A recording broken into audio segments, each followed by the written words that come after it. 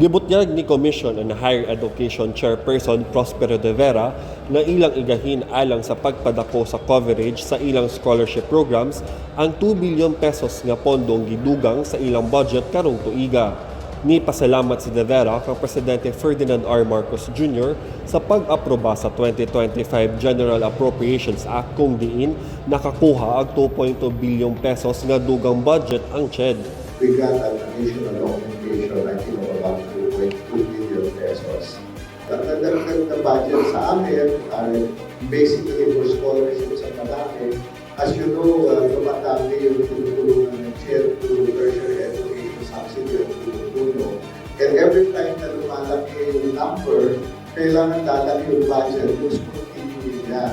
Gihatagan og prioridad sa nasudnong panggamhanan ang sektor sa edukasyon, pinaagi sa paggahin og dakong pondo sa 2025 GAA na miabot sa 1.6 trillion pesos.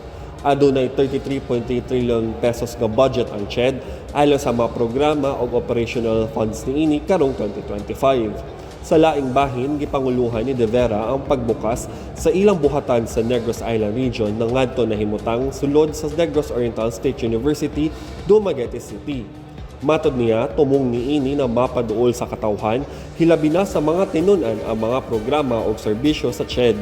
Gikan sa Dumaguete City, Negros Oriental, kini si Roy Lamotan sa PIA alang sa MBC.